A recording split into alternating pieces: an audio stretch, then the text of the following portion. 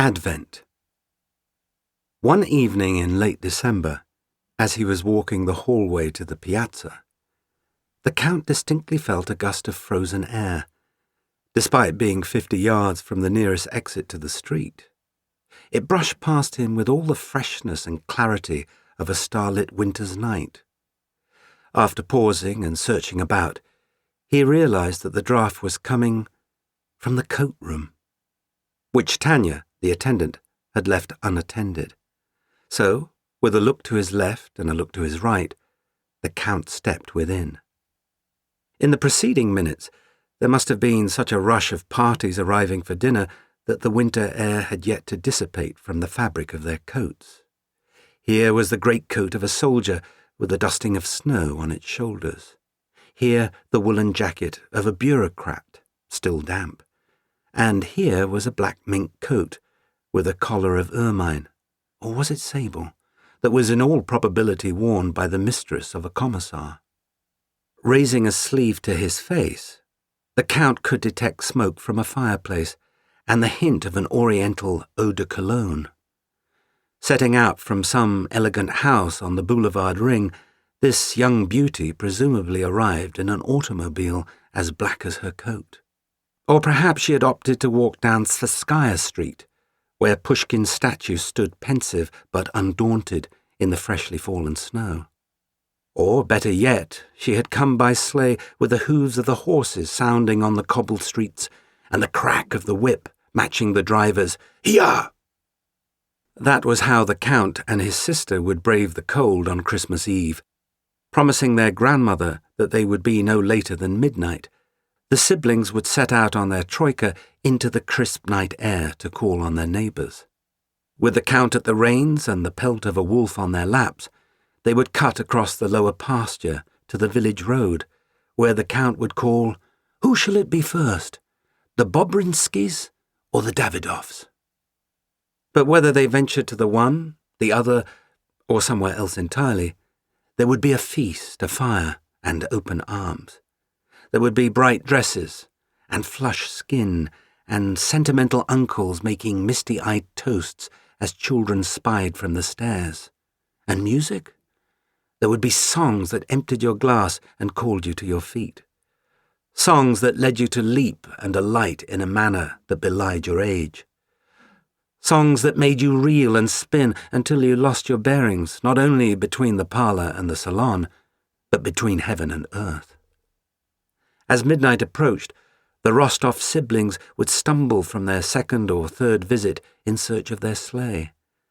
Their laughter would echo under the stars, and their steps would weave in wide curves back and forth across the straight tracks that they had made upon their arrival, such that in the morning their hosts would find the giant figure of a G clef transcribed by their boots in the snow. Back in the troika, they would charge across the countryside, cutting through the village of Petrovskoye, where the Church of the Ascension stood not far from its monastery's walls. Erected in 1814 in honour of Napoleon's defeat, the church's campanile was rivalled only by that of the Ivan the Great Tower in the Kremlin. Its 20 bells had been forged from cannons that the interloper had been forced to abandon during his retreat, such that every peal seemed to sound, "Long live Russia, long live the Tsar." But as they came to the bend in the road where the Count would normally give a snap of the reins to speed the horses home, Helena would place a hand on his arm to signal that he should slow the team. For midnight had just arrived, and a mile behind them the bells of Ascension had begun to swing, their chimes cascading over the frozen land in holy canticle. And in the pause between hymns, if one listened with care, above the pant of the horses, above the whistle of the wind, one could hear the bells of St. Michael's 10 miles away, and then the bells of St. Sophia's even farther afield, calling one to another like flocks of geese across a pond at dusk. The bells of Ascension. When the Count had passed through Petrovskoye in 1918 on his hurried return from Paris, he had come upon a gathering of peasants milling in mute consternation before the monastery's walls. The Red Cavalry, it seems, had arrived that morning with a caravan of empty wagons. At the instruction of their young captain, a troop of Cossacks had climbed the campanile and heaved the bells from the steeple one by one. When it came time to heave the great bell, a second troop of Cossacks was sent up the stairs. The old giant was hoisted from its hook, balanced on the rail, and tipped into the air, where it somersaulted once before landing in the dust with a thud. When the abbot rushed from the monastery to confront the captain, demanding in the name of the Lord that they cease this desecration at once, the captain leaned against a post and lit a cigarette. "One should render unto Caesar what is Caesar's," he said, "and unto God what is God's." With that, he instructed his men to drag the abbot up the belfry steps and hurl him from the steeple into the arms of his Maker. Presumably, the bells of the Church of the Ascension had been reclaimed by the Bolsheviks for the manufacture of artillery, thus returning them to the realm from whence they came.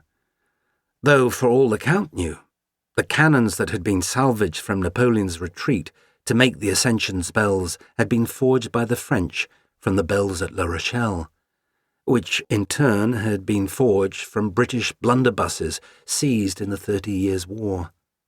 From bells to cannons and back again, from now until the end of time. Such is the fate of iron ore. "Count Rostov?" The Count looked up from his reverie to find Tanya standing in the doorway. "Sable, I should think," said the Count, dropping the sleeve. "Yes, most definitely sable."